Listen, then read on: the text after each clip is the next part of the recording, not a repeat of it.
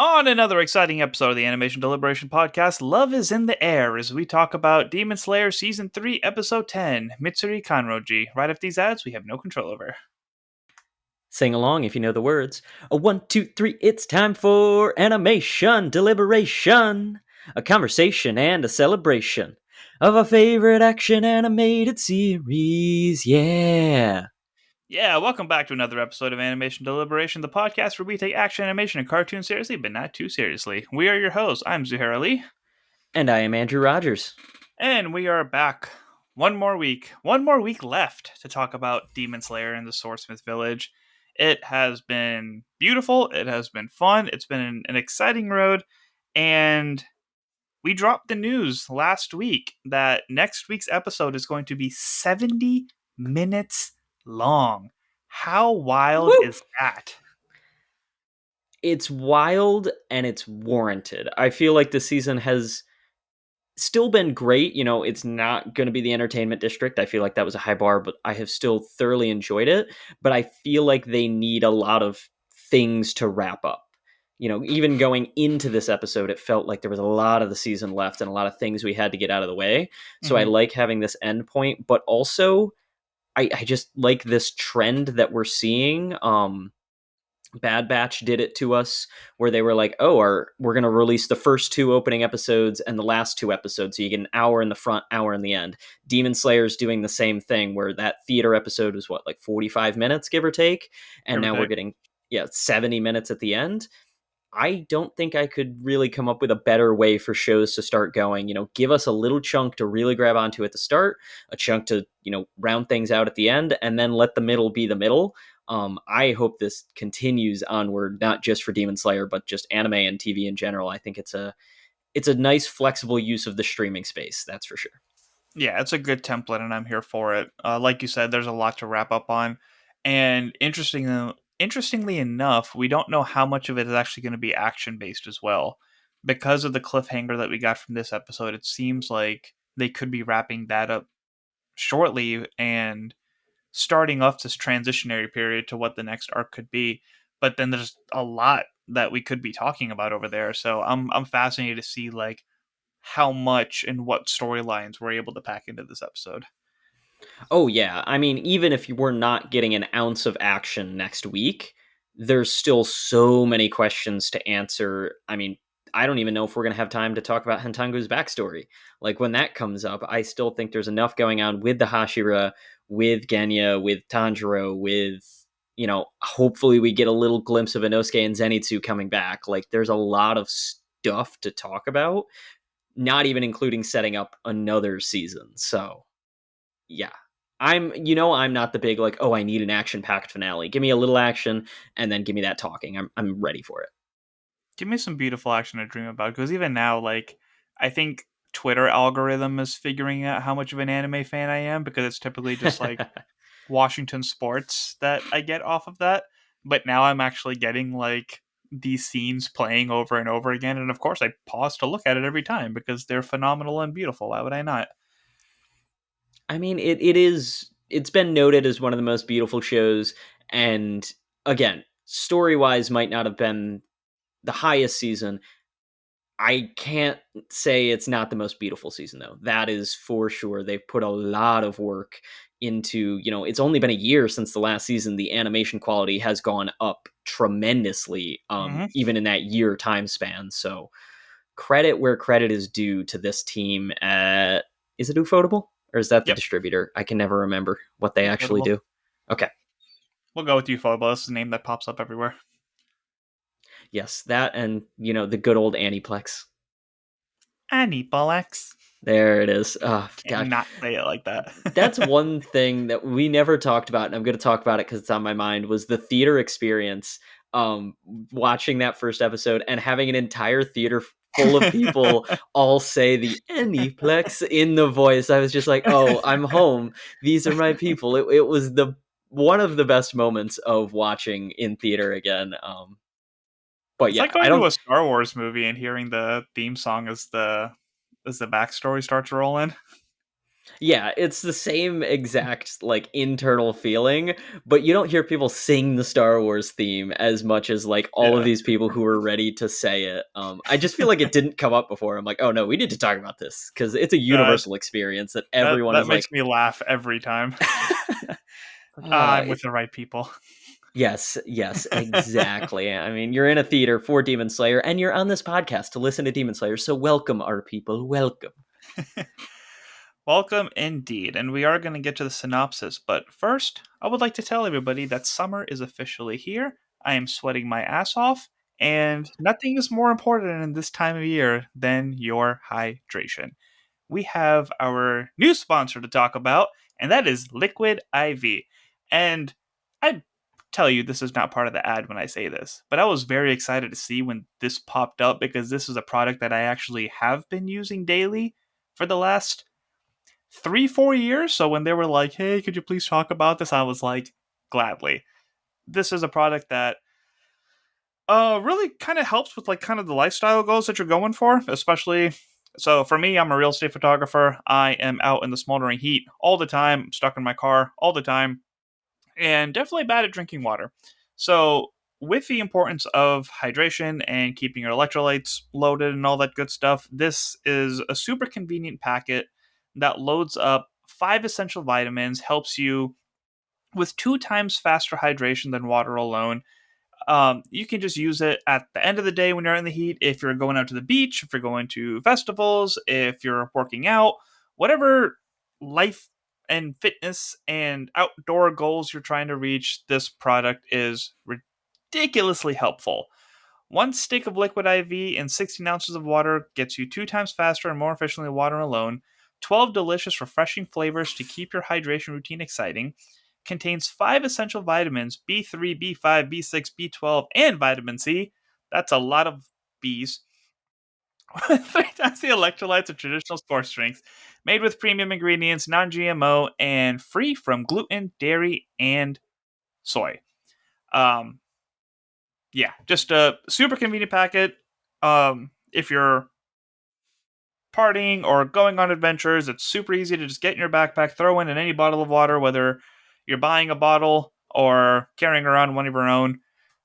Just great. Super great. Hey, I'm actually trying to convince my co-host here of Liquid IV because he's actually never tried it before. Do you have any questions based off what I have told you so far? No, honestly, I think it's a testament to how good of a salesman that you can be sometimes. You're very convincing because I'm sitting here like, wow, this sounds great. I've heard people talk about this before, but never really, known all of the details until you're sitting here like, I use this every day. This is great.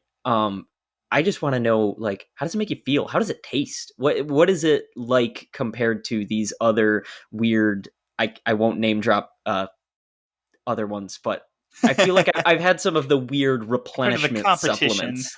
But how does it compare, all in all here? Yeah, so they do have a bunch of flavors. My favorite Ooh, one is always the orange one that's part of the immune support. And I don't know if you've been paying attention to like other people, but there are a lot of people who've been coming down with the flu and strep and like COVID's reemergence. And we are like in the middle of June right now. So the fact that they have a whole option that is loaded with vitamin C and meant to help your immune system but also tastes great on top of that is very convenient. ooh, that sounds fantastic because I am going to be honest here. I didn't read that far ahead in the ad that they sent us. I thought it was just water flavored. Like I didn't realize that it was a No. flavored thing that you could put in there. So there's orange and what else do we have here? Let me tell you about the flavors. We got Concord grape, lemon lime, pina colada, tropical punch, watermelon, strawberry, passion fruit, guava, and acai berry. And we have 2 new flavors at the time of this recording, which is sea berry and strawberry lemonade. Ooh, I'm really curious about sea berry. I feel like that's been popping up as like a trendy flavor lately, and it sounds very exciting. Well, if you guys want to stay hydrated in these hot times and are very curious about these flavors as well, you can get 20% off your order when you go to liquidiv.com and use the code STAYWHELMED at checkout. That's 20% off anything you order when you shop Better Hydration today using promo code STAYWHELMED at liquidiv.com. That's all of your bundles. That's multiple ones. You can, start splitting with a friend and excuse me. Think I need some immune support. Yeah, so anything that you guys order to get 20% off, any health priorities you have, I can say from experience that this will help you with those. So And I know order today. for sure that I'm going to be using this coupon code because now I need to try because now I'm as curious as can be. So when I come out here with all of my, things and pros to talk about with this product, that means I have used our coupon code. And yeah, please tag along. Thank you all so much for supporting the brands that support us. And just know anytime you use these coupon codes, it shows brands that you guys are listening, you guys like us. So if you're going to buy it, a friend's going to buy it, or guess what? Father's Day is coming up. Great gifts for dad when he's out mowing the lawn or doing softball, whatever your dad may be doing. Definitely something to keep in mind as well. And let us know what your favorite flavor is. Gosh, just a feedback episode about our sponsors. I I don't like know what why IPA that popped into flavors. my head. That's going to be our weekly news update is what flavors everyone's drinking. Going to start taking a poll on it. All right, let's talk Oh, about some characters who definitely need some hydration after all this demon fighting they've been doing. So this is Demon Slayer Season 3, Episode 10, Mitsuri Kanroji. Mitsuri succeeds in slicing off the dragons, but as she corners the demon and attempts to behead it, she fails to realize it is not the main body and is violently stunned by his sonic attack. The demon goes to kill her as she recalls her past. Born to a loving family, she developed abnormal strength at a young age, along with her signature hair color and voracious appetite. Though she cherished her uniqueness, an annulled marriage caused her to long being seen as normal. She dyed her hair black and ate less in an attempt to get married, but realized she was betraying her true nature. Joining the Demon Slayer Corps allowed her to act freely with acceptance, just as she wakes up to see Tanjiro, Nezuko, and Genya rescuing her. She apologizes for her mistake and reinvigorated engages the dragons with powerful love-breathing attacks. The demon notices Mitsuri, too, possesses a mark strengthening her and concentrates his efforts on the Hashira, exposing Hantengu's burl. Tanjiro, Nezuko, and Genya go after it, with Genya revealing his ability to gain demonic abilities upon consuming their flesh. They break it open, but see the exposed Hantengu attempting to flee once more. So we did a lot of speculation off of the opener of this season, talking about things that we could be expecting story-wise. And I just want And to with say I was right. Sorry. the I'll just let you take over now. No, there was this whole conversation going on as we speculated. I think that was more about the closer than the opener. That it's she has a sister or something like that is Yeah. kind of what the speculation was, and it was about family. And the whole time I was just like, I don't know. I feel like that's her. I feel like this is like her old self or a different Mhm. self. Like I didn't think she had a twin. It felt very too on the head. So when it was exposed to us that in her backstory, she just dyed her hair. Like that was her running away from herself. That's why she kind of looked back proudly to be like, this is where we are, kid. This is Yeah. us now. We did it. Like, I will say, she doesn't have a tragic backstory. Like, her backstory is sad for very different reasons that I know we're going to talk about.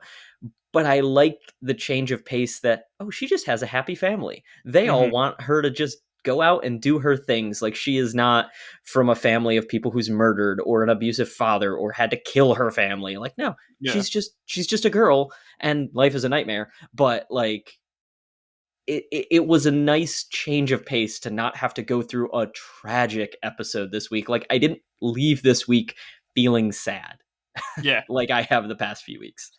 Yeah, it's not like oh good lord, you really need a hug type of sad. It's like, hey, good for you for overcoming this. As you said, like there was so many like similarities in the character designs and everything and like it was that smile on the face that kind of had you wonder like, is she happy her sister's running away? But it really was cool just kind of seeing this realization and development of herself.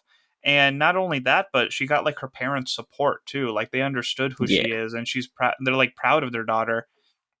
even when she was like laying in her bed, like just contemplating life and stuff, just like how supportive. It's like, dude, go to sleep. Like you're an incredible human being, and we love you for that. And Yeah. the fact that her goal was to, it's just a beautiful story of just like learning to accept yourself and being put into an environment where people appreciate you for your best qualities. So the fact that she was able to, I feel like us as nerds struggle with that a lot. Like, sure, there's a lot of other facets and stuff, but for us as hosts of this type of content and people who are listening, there's a lot of times where it's like, it's really hard to find your people. Nowadays, like, it's kind of opening up and being a little more easier to engage with people who are into this type of content.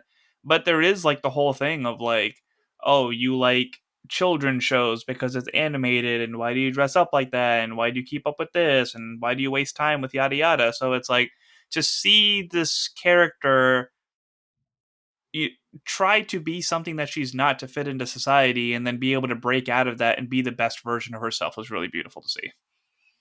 Oh yeah, like her, just her entire outlook on the societal, I guess, expectations of Hmm. herself. There's so many women that go through this, and I talked to Monica very briefly about it after the episode. But like, you think about the girls that eat a salad on the first date because they Hmm. don't want to seem gluttonous in any way. And it's like, but why? Why do we care? I don't care that you're going to eat a lot. Let's eat a lot together. Like, that's not a thing that I want to care about. But there are so many men that put on, like, why are you eating like that? That's not a thing that you should do. So the fact that Hmm. she could take such a real life example and be like, you know what? Screw it. I'm just going to go and eat and love myself for that. Like, I'm going to be muscular and I'm going to be strong and I'm going to be stronger than the men. Like, it was so great to see her do that. And the scene in the ramen shop with the snake Hashira that I can't remember, where it's just like she's getting to be herself and eat a lot Hmm. and make a friend along the way, possibly more. I do think there is like definitely something romantic going on there with him, but it was still just like the way she was like, someone accepted me. I'm going to wear these socks. These are going to be a staple part of my outfit because I've It's made so a cute. legitimate friend. It was so cute in the same way, like when she woke up and realized, oh, these people love me when Tanjiro, Nezuko, and Genya were carrying her. It's the same thing of just like, I've been accepted. These people love me. It's so great. And I've honestly been wondering for a little while, because I believe it is confirmed somewhere that the writer of this manga is a woman.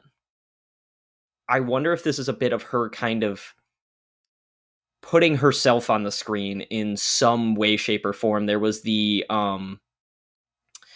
stinger at the end of the episode, like halfway through the season, where it was just, oh, I want to be good at my art, but nobody appreciates me for the art. And in the background are all the men just like staring at her instead of at her art. I kind of had the thoughts in my head at that point, like, oh, is this her kind of putting herself out there and being like, hey, I want to be appreciated for the art that I'm doing and doing all these things.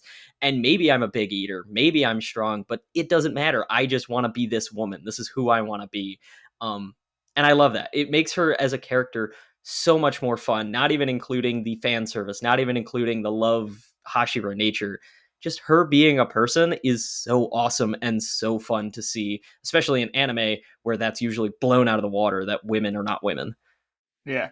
So I'm not going to attempt her last name because I don't want to say it wrong, but Koyoharu is the name of the manga artist for Demon Slayer.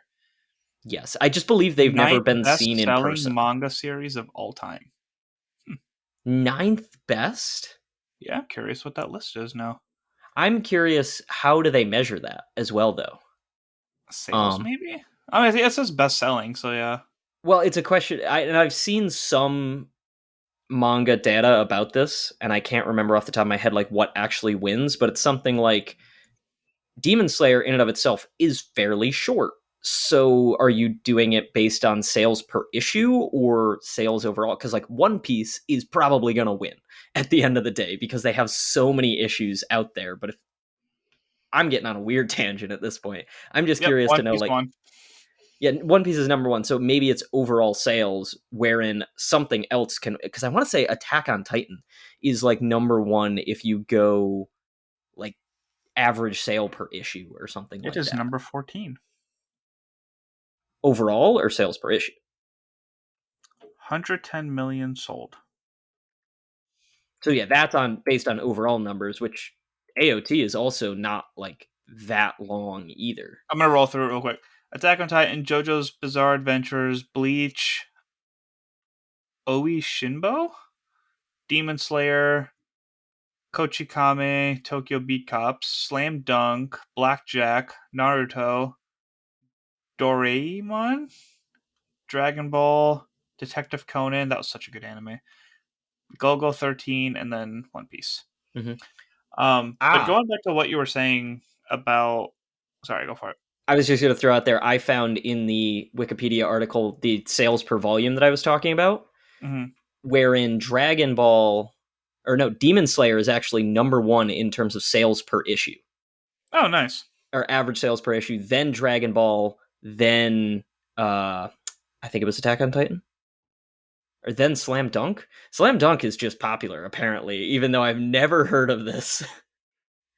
But yeah, Oh, well, good for Demon Slayer. They definitely earn all of that. But going back to Mitsuri, we're talking about like the fan service to her character design. There was a Twitter thread that I was going down because Twitter again is like learning my algorithm and keeping giving me like more Demon Slayer content specifically now. And they were talking about like how it was dumb the way that she looks and why would she dress that way as a warrior and yada yada. And there was a guy that was defending her. It's like she made it very clear that she's trying to find love and she's trying to find someone because like she wants to settle down with somebody at some point. She's trying to find that perfect person that can like match and appreciate her strength. So it's like it makes sense that this is her desire to look attractive by like how she wants to, right? Um, yes, I know I'm not wording that right, but like this is what she feels that she wants to do. So she's adding like flair to her uniform. But overall, it's like this personality of hers and her fighting style and everything is what has made this character absolutely wonderful. And one of my favorite things that is very underappreciated is in content when heroes make mistakes and there's ramifications to that. There's so many times where people watch a movie and it was like, well, it was so stupid that he did this. Why wouldn't he just do this, then that, blah, blah, blah. It's like, it's a fight and this person's a human. They're not perfect. So the fact that she read the situation at hand and then had some slight confidence issues, went in for what she thought that she was a kill, and then got knocked out by that sonic boom. Like, not that I love seeing our heroes get hurt, but I love that that was how that sequence of events went because not all this stuff is perfect. And despite how powerful these Hashira are, they are humans in their early 20s that make mistakes. Like, right. the lifespan isn't that high for these people here. We're talking about teenagers and the Hashiras being in their early 20s. Yeah, no, she's still just like they're all just still people. Like Hmm. they've supermen them a little bit wherein they have these, amazing powers, but it's still not so over the top for Yeah. lack of a better word. Yeah, I don't know. They're just lovable and amazing and fantastic and give us all of it. Yeah. Yeah. When we have all of these cool styles based off elements and stuff, like I wasn't sure I was going to like this character much with fear of it being a fan service character with like Love Hashira. Like, what do you get out of that? And everything about her appearance in this episode has been like, okay, like she's on the love list. This is awesome. No pun intended. And I was wondering, it's like, because we were talking about on the last episode, the last Demon Slayer episode we did, is like, are these elements actually there, or are they just like fighting styles and they use it to look beautiful? Yes. So then I was like, okay, like, how do we represent love, right? And the fact that it was actually her controlling her heartbeat and hyping herself up, knowing how the adrenaline works and how to use and stuff, and I was like, so it's technically like heart breathing. It's not Yeah. necessarily like obviously the wording in the illustration like goes a certain way, like she has her unique fighting style, but the fact that they put so much emphasis like on her heart control and breathing control and all that stuff to amplify her fighting style, I was like, that is freaking awesome. I love how much thought went into that. It looked really cool, and she is freaking awesome. Oh yeah, she like we did have that conversation, and as soon as we saw it on screen, I was like, "This is better than Hearts," like Zuhair joked about. Just seeing those pink slashes, but it was the muscle tension, it was the way that she, maneuvered herself, and they just kept silhouetting her in the moon. It was fantastic to see. It gave almost Spider Gwen vibes in the way that she was like swinging down around the dragon head as she was slashing through it. It's Hmm. just it's so graceful, it's so beautiful. I don't know why I didn't like fully put the pieces together until this week in my head that she's basically just a ribbon gymnast. Like that's what she's Yeah, doing with that sword, and it feels that same level of grace, beauty, and skill. Like gymnasts are some of the most skilled athletes, full stop. Like they just have to do such crazy things with their bodies, and yeah. watching her do it as though it's a sword, as though it's a fight. It just links together so perfectly to see another new Hmm. form, another Hashira just popping off. Like, Yeah. I couldn't have asked for better to get her in such an uplifting story, as well as in a uplifting battle where she wasn't winning the whole time, but it felt like she was winning. The energy that was Yeah. brought was there. Yeah. And Tanjiro even references, like, I don't know what's more impressive, like the swordsmith that made that blade or her being able to use it. Yeah. And it has me curious, like, how many similarities between her style and the snake style there are now. Yeah, I mean, we've seen zero of the snake, whether be it fighting style or breathing style. So yeah, there's it opens a lot of doors because when they Hmm. said in those first seasons, like, oh yeah, this is the flame Hashira. Okay, that makes sense. Here's the mist. All right, makes sense. What is sound? Wait, we have love and serpent. What is this? Like, it slowly made less Insect sense. breathing. Even Yeah, beast breathing at one point was like, what's. But this was also when I thought that the elements were there. So I was like, what the hell is beast breathing? yeah, beast breathing definitely was one of the first question marks. And they still kind of just swept that under the rug of like, oh, he doesn't really have one. He's just being a beast. Like that's the thing was what it was. He made So it up his own because he was just like learning from the mountains. yes, exactly. He made it. Presumably there was a boar that taught him something, like the lion turtles here. Yeah. Um, but yeah, finally getting the answers to the questions in such a format that I'm satisfied I don't have more questions to ask is awesome because love was probably one of the biggest question marks of like how does this work? And Yeah. here we are. It's awesome. But at the same time they've brought up different questions that have to be answered, such as she has a demonic mark. What does that even mean? Like that was just dropped in there as a little tidbit that the demon said, and they glossed over it. It wasn't part of her backstory. It wasn't anything. They were just like, here, Yeah. here you go. She's got a demonic mark. That's what her sword emblem is, which is I love all of their emblems so much. So real quick, I don't remember. I'm drawing a blank if I was talking to my friends about this or if we talked about it on the podcast. Did you know that Mitsuri's sword is actually a sword from this like ancient Indian martial art? You can't tell me this is real. No way. This has Yeah, not been talked about on the cast. it's What? called an it's called an urumi, and it actually is Urumi, and it actually is a whip sword that is What? still taught in some villages. A flexible whip-like blade originating in modern-day Tamil Nadu in the Indian subcontinent. Whoa. Yeah, so they didn't make this up. This is actually based off of an actual sword design. Okay, I'm absolutely floored right now because we talked about like, oh, how is this possible? It's a super fun design, but like to see it be real is crazy because the biggest thing that like made it feel fake to me was the idea that you have a sword that only has one maybe two sharp edges, so you have to wield it in such a way that if it was flexible you're lining up that sharp edge with whatever you want to cut. That just seemed unfathomable enough that like, oh, there's the fake point that they've had to make up. But not only is it real, but warriors used it. Hmm.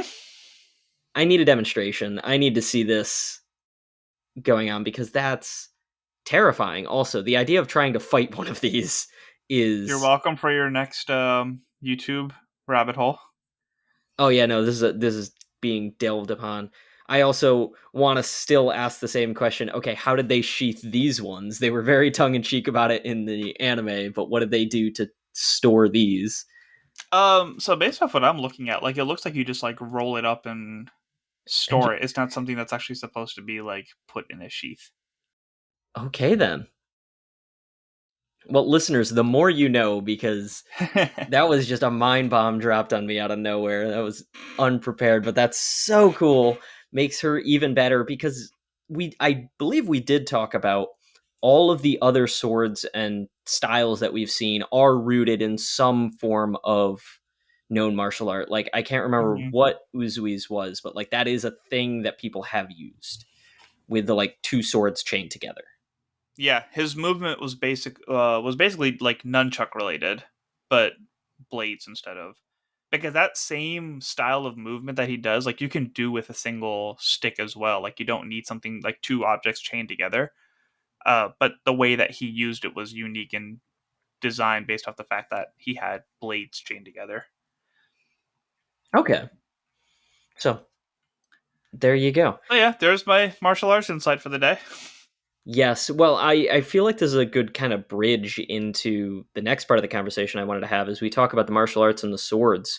I feel like that's going to be a big crux of the upcoming finale is what do we do now that the village is essentially destroyed? Like, are the Demon Slayer going to be at their weakest because they don't all have new swords? Like, God forbid Tanjiro broke another sword during this fight and didn't have Haganazuka slaving his full body away right this moment to make him another one. Hmm. He'd be screwed, essentially, is what it seems like this is going to work out to be. So I'm very intrigued to know how this sets up for what feels like Asgard is not a place; it's its people. Swordsmith's Village is not a place; it is its people. it is people, but And it it was a was secret location. top priority for both of the Hashiras to make sure that the chief and the higher smiths survived. So I think they have the infrastructure to be able to recover. It's just going to be a little slow. Yes. I just also can't believe, in terms of recovery of anything, that we have potentially, we haven't seen it yet, but potentially lost two Upper Moon demons in this season. Yeah, and then there were three. Oh, God. The three are somehow so much scarier than even these two put together. Like, Hantangu has been no joke, but even still does not feel like he The holds a number one has candle. been living rent free in my nightmares since I saw that in theaters. Those six Right? eyes was just, ugh, I don't like it. And don't forget, Muzan's above the number one. Muzan's still there. Like, But like, they have an intimidation factor because we know what they're capable of. Like, it's the actual character design of number one that just gives me the right. heebie-jeebies. I don't Yeah. like it. He scares me. I'm scared. You were talking. Okay, before I move on, characters. Do you think it's a demon mark or it's the same mark that like Tanjiro and Muichiro have? So the only reason I'm even saying the word demon mark is because I feel like that's what the subtitle said. I could very well be wrong, but for some reason that's like sticking out in my brain that like that's what hatred said about the mark when he saw it because they also distinctly said something when Muichiro had his mark. Gyoko said, "Oh, that mark looks a lot like the boy with the earrings." That's the only one Muzan said anything about. And Hatred did not have the same exact response. It was similar, but it wasn't like, ah, yes, same mark as the other two. So that's the only reason that I'm like, they really glossed over what this was because hers also did not just appear. The top button of her shirt came undone, and then that's when you could see it like on her clavicle area um at that point, which credit to Demon Slayer for not making a big deal as I'm saying the words her shirt came undone. They did not make a big deal of that actually happening now that I think about it. Yeah, because it was just like the top button that was part of her original look, and that one just happened to. Yes. but lesser anime. Yeah. I've just been watching too many slice of life animes, so I'm just expecting it to be full on display at this point because that's just what happens.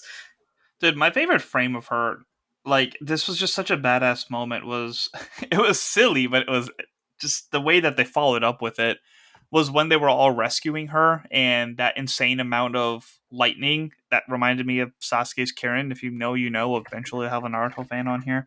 The way that that lightning came down and she was like silly in how she was doing it, but she was like, I'm going to protect you guys, just being all battered up and like one of the braids being over her shoulder and stuff. Like that frame right there can be a freaking poster, just how badass it looked. Oh yeah, I know, and that's the thing. I know exactly what frame you're talking about just hearing it. Like I didn't have to go searching for it or anything like that. Um, but Like yeah, there was there's your social media frame right there for this week. there were so many good moments, and I mean, we talked about it last week. Nezuko's eyes lighting up when she saw her, but equally so, Nezuko like ripping herself out of the wood when she Oh, saw the her, look on like her when she face. saw that she was hurt, was just, oh no, we need to do this. It was so many good moments, so many good emotions, a lot of like laughs. Oh gosh, what did Hatred call her? It was definitely, It was something demeaning to like. yeah, it was very demeaning, almost sexual, of just like what her nature was. But her response of just stopping dead, going to the two beady eyes and being like, how dare you, child? You can't say something like that to a woman like me. That's not nice. And then And just then the full attack contemplation mode. of it's like she's a child, but demons are older than they look, so I still don't like it. Yeah, just so many little things like that, that just, there was a lot of comedy hiding amidst just her entire fight was so beautiful, slicing through the dragons. You know, I feel like she almost tied one up at one point with her sword, and then just the final, not beheading, because obviously she didn't behead the dragons, but just, it was almost like a moonblast that she did down upon them with the pink light, and it felt so powerful, and I loved it. Yeah, and speaking of the dragons and hatred, like I could not chill with my speakers yesterday because of how much I love drums. I had that guy cranked up much higher than I should because every time the doo kicked in, like, oh, I love that sound so much. Yeah, It's so cool. he's great. uh He's a yeah, no, cool villain. cool villain's cool. I wish we didn't have two upper moons. That's my one concession of the season, just because it feels like we have not fully flushed out either of them. Like I feel like there was a lot going on with all of the emotion demons and a lot going on with Gyoko, and it felt like they had to share the time. Whereas like getting to see Daki go full out, and Hmm. then Gyutaro shows up and he's going full out, and then we think that our heroes are dead, and then they both go full out. That was just such a way to fully give us these characters their screen time. Whereas Gyoko and uh, Huntangu and his emotions have had to share the limelight. So there's definitely some dialogue that makes me think we're going to be getting a lot of Huntango in the next episode, and it was along the lines of like, "I'm not a liar. I didn't do it." Like it looks like he Oh has a lot of yes, remorse of something from when he was alive that he's been holding on to for 100 some years, and I'm genuinely curious of his backstory now. yeah, because what triggered it was like a flashback of a samurai being like, "You are a lying little cretin" or something along those Yeah. lines, and like that was why he was being like, "No, I'm not a liar." It wasn't even really anything that Tanjiro or the group did. Hmm. It's just him. Like we've acknowledged from the start that he has this whimpering attitude to him, and it feels like they're going to tell us the reason why, because you don't just become a demon and not be cocky and powerful like all of the other demons we've seen without a good reason, because Yeah. just about everyone else has been full of themselves, and Hantango's the only one that has some trauma, I suppose, from what happened before that caused him to not be Yeah. this way. And even Hatred had the dialogue of like, "Can't you pick on somebody your own size? Like you guys are the evil ones for doing this and that." So it's like, are these actually like personalities of like human Hantengu, or they're actually like based off of people that he knew, these emotions that he's been feeling and holding on to all this time? Like they actually did a good job of like making me want to know, as opposed to here's another backstory. Yeah, no, that's definitely true because I don't know if they're people or not. They feel like they're all their own unique person or some manifestation of something. So credit to them for getting us on board. Yeah, 70 minutes. Where are they gonna spend it? hmm well, I will give us part of an answer because I did scrub back through the episode just now. The line that Hatred did say was, "What is that mark? It was it on her since the start of the fight? It looks a lot like a demon crest." So Mm, that's specifically what he said. We can read into that however we like. Possibly that's where her inhuman strength came from. Like she's not naturally strong, but there's something else going on that we don't know about. That like you can be born with demon power or cursed with demon power, or who knows what this looks like. But I feel like a big crux of what we're going to talk about is whether it be at the end of this season or as the show starts to near its end, is got to be this crossover between humans and demons. Like now that we know, and we got to talk about Genya big time, but now that we know Genya can consume demon flesh, that Nezuko is still hanging on to her humanity, that Muzan is trying to get back to human, that you have, gosh, I can't remember her name, but the female scientist from the first season that's like trying to cure the demon symptoms with the blood and stuff like that. Like there's so much cross. Tamayo. Kamayo, thank you.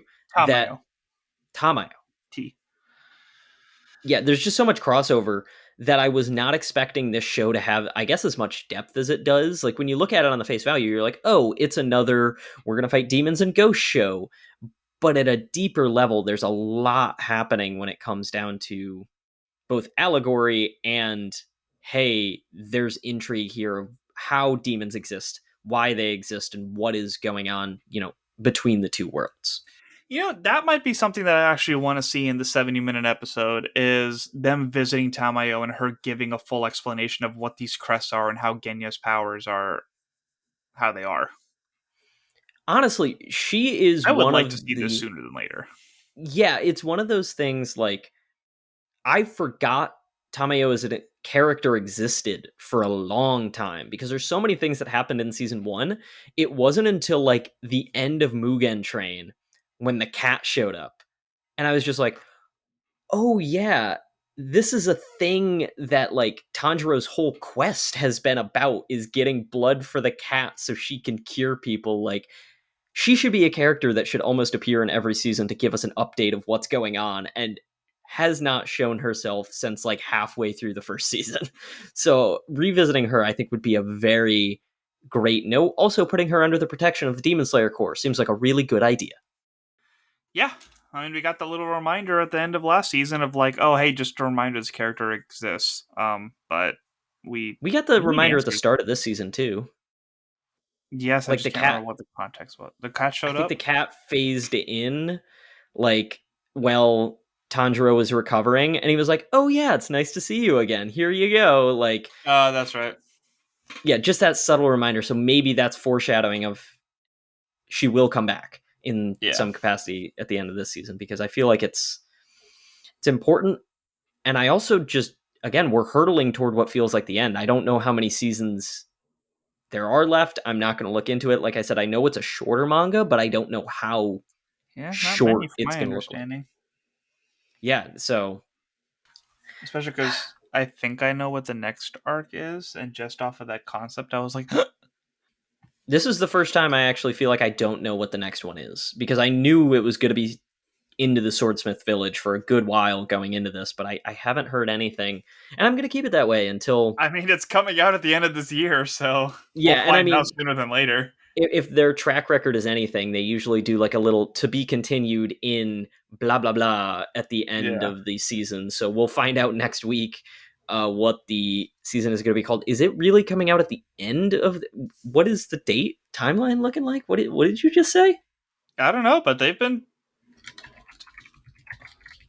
No, this season came out in.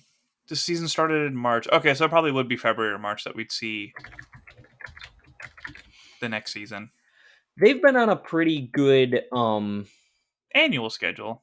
yeah, they're pretty annual. It was like the first season came out, then a year later Mugen And I don't Train think came Japan's out. having writer strike, so That's probably because they pay them adequately. we hope. I actually can't say that because I don't know what the We hope. situation is like and do not want to speak anything on behalf. Hopefully they are all living well because we make jokes at Mappa's writers' expense all the time or animators' expense all the time, and hopefully they Yeah. are getting paid well for the phenomenal work that they do on all of these shows that we love. Yeah. Um, Another thing I've been seeing on Twitter is a lot of manga to anime comparisons after the episodes come out, and man, some of those hit like right to the T. It's really beautiful. And somebody had posted that the Gyatoro and Uzui fight was only like 4 or 6 pages, so we went to Barnes and Nobles to confirm that. And then just like Yep. flipping through trying to find that part was like, oh man, like they actually got this one like perfectly and spot on. And we had listeners who sent in clips to talk about how like Uzui and Rengoku were cut off at this little flashback and how they like kept that the same too. So it's like it's really impressive. But now I'm questioning some of these design choices as well. I mean, it was honestly just that one because like, how do you cut those two beautiful people off? Yeah, Um, there's all Only that. Gyataro can cut them off. Ah, that's a bad one. Um, Yeah, yeah, when you Tanjiro's evolution of his priorities is really interesting because it's like it's leaning from wanting to change Nezuko to just this. Every season is more of a burning passion for demons after what happened with Rengoku, oh and yeah. his hatred of just like I'm ready to freaking kill you right now is like, whoa. Yeah, he has definitely evolved over time. And his journey, I don't want to say has become less about Nezuko because Nezuko is quite clearly the most important person to him. Like he would do anything to make sure she's safe at the end of the day. But Mm-hmm. I think he has definitely lulled himself into, well, she's doing fine as a demon. Like now she has control over her blood demon art. She's not trying to eat people this time. Like Yeah. there's a lot of good things. I'm excited because I feel like we're getting cute Nezuko back during the finale here, which is gonna be Aw. awesome. So good. But yeah, they've he's definitely changed a lot. So returning to form, he's going to come full circle in our conversation. Returning to form and getting Tamura back to talk about, hey, how can we cure Nezuko would be an awesome reminder of where he's come from, what's going on, and I think there's going to be a lot of retrospective as he gets his new sword and what this means for him, and talking about Rengoku and Uzui. Yeah, there's a lot to go over. No, actual dialogue of hatred, like being ready to eat Mitsuri, like in that moment too, was like, oh yeah, that's why we hate these demons. They actually eat humans like vampires. Yeah, the fact that he was like, "Oh, she's strong. This is going to make me stronger because that's pure clean flesh." Just him Yeah, saying like, "I want to eat that like good flesh." It's just like, "Oh no. Yeah, this is uncomfortable. This is I remember now." Like talking that's about why they eating. take so much pride in killing Hashira because they're probably consuming them right after. Oh yeah. I want to know which of the upper moons has the most Hashira kills under their belt. It's probably number 1, but Yeah, I would be curious to know like the breakdown of numbers. Is number 1 like at 30 and everyone mm, else is low, or is it just like I don't like 5? it. I don't know. I don't like it either. So many questions, but I will say I have to take this on a goofy note as you talked about comparing manga to anime. I have found a spiritual successor to the muscle mice in this week's episode. Did you catch and it's during like how they do the commercial breaks where they have like the manga-esque art in the commercial break? Hmm. There is the snake guy in one of the commercial breaks, and his snake just has the goofiest look on his face in that commercial break art. I started laughing. I was just like, "Oh my god, I love him." So as of this moment, they are lumped in with we've had a lack of muscle mice, but at the very least, I have gotten to see one goofy animal this season because the dragon has been too badass to claim under our umbrella, but a goofy snake is definitely Snake. on the list of things that is allowable. Yeah, because that dude can be kind of a jerk in all the appearances we've seen him. So seeing that level of compassion and vulnerability, I guess, like he has a crush, was just Oh really yeah. cute. The fact that the snake was conveying all that, like the protagonist in the newest My Hero movie, how that bird was like the emotions of the character. It's like the Oh snake is yes. like, I in love with you. It reminds me of oh god, it's Celia from Monsters Inc. She has like the Yeah, snakes for her yeah, hair, and it's the same like when Mike comes on, they're like, "Ooh, she's in love." It's that same idea. But there was definitely a lot of those moments, and like when Tanjiro, Nezuko, and Genya were saved, there was the moment they all like looked up at her like they were in love, and the blood on Tanjiro's face kind of looked like hearts, and it was just like, oh my god, everyone's just falling for her now. This is what's going on. Oh, we love it. We do love it. And listeners, I have found a picture of the snake. That's what I was just laughing at. I will be posting it on the Instagram stories. So if you want to see the snake or go back and watch the episode, but he's so goofy looking. I love it so Yep, much. there it is. Yeah, I don't think I noticed that. Like, is it It was the admiration for her or just shock at how much she's eating? yeah, I don't because like the snake man, I can't remember his name. We should probably look that up Snake at some Man. point. Everything else we've Googled and we're still calling him Snake Man. Snake Hashira. He's looking like the most admirably that he's ever looked, but it's still the emo like side eye. Obanai Iguro. Iguro. And she's so happy eating, and then you just have this snake like, oh my god, what's going on here? It's I so can't look at him the same in all these serious scenes now. just this. I want to know if the socks have ever been replaced, or if like was she precious to them and has kept them from ripping, or have they ripped and he's just replaced them a bunch of times because he wants her in the thigh highs? Mm. Like I would love it if at the end of the season, like one of them was ripped and we got to see them on screen together. And it's like, don't worry, I'll replace them. And she's like fawning over him. I think that would be a lovely moment. TBD. TBD indeed. I will say, scrubbing through this episode, just finding scenes, I've just remembered so many things. It's been a great topic for the conversation, but we have gone a little longer than I expected. So I feel Yeah. like I'm out of things to say. You got anything else, buddy? I think I'm good. All right. Yeah, we should definitely keep it shorter because it's going to be a 70-minute episode that we have to try and cover next week, which is going to be Yeah. equally as long. And you have a whole other show to record after that. So many shows, so many things, so many weeks. We Yep. love it. We love to be here. All right. Anything you want to promote? Yes. So we talked about it last week. I was featured on the Source Pages podcast this week to talk about Flash comics. We talked about the Flashpoint run a little bit, as well as just what we think this movie is going to mean for the DCU and everything else. We're all going into it whelmed but excited after how much Shazam surprised us. So it was a great conversation to be had over with the Source Pages team.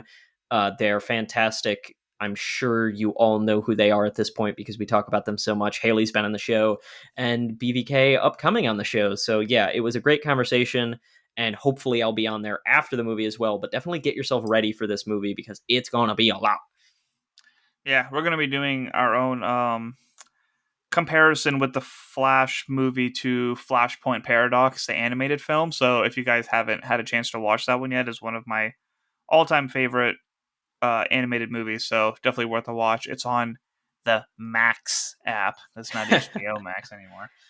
And it's good to know that that animated movie and that comic run are arguably the most important things DC has produced in the last like 20 years when it comes to the continuities they've created. Yeah, So because their go-to, kill switch.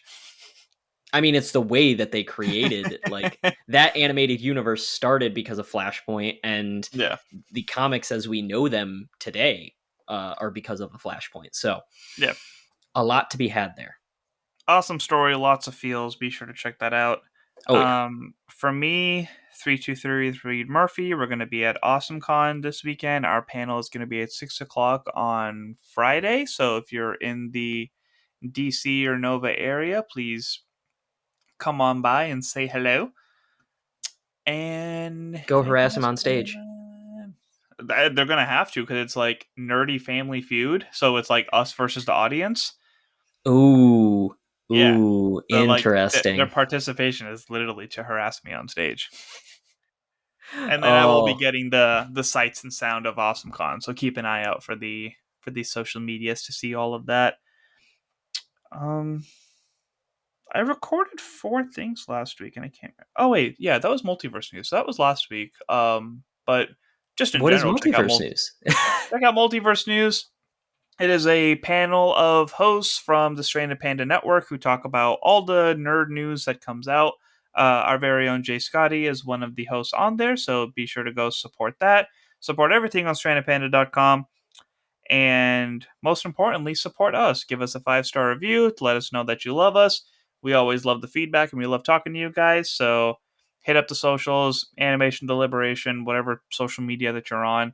If we're not on one yet, let us know and we'll consider making it happen. Depending on what media you're telling us to get on. Yes. And on the topic of 5-star rating and reviews, we love them. We do read them. And I'm going to read one out right now because we have gotten one somewhat recently. And maybe if you wrote a 5-star rating and Love. review, we'll read yours off, talk about it. You'll get to hear your name on the show or your, thoughts, whatever that may be. In But honor of the Love Hashira. in honor of the Love Hashira, we're going to share our love. Written to us, great podcast, 5 stars. So glad to find a great cast about animated content. Many animated projects are for adults, and there isn't a lot of places to chat about them. The hosts have great chemistry. Love Zuhair's perspective. Happy to Oh, keep up. Happy to have this great podcast in my queue. Keep up the great work, gents. From Captains 2012. thanks, captains. Yeah, whoever Captains is, thank you so much for doing that. And yeah, like I said, feel free to leave us those rating and reviews. It's honestly the single best free way that you can help any of your podcasts, not just for us, any podcast you listen to. I'm sure you hear it all the time, but it's because it's true. Yeah. But we do actually love it. Like seeing that pop up that Captains wrote us that, I was like, I have something to read on the cast. I'm so excited. Yay!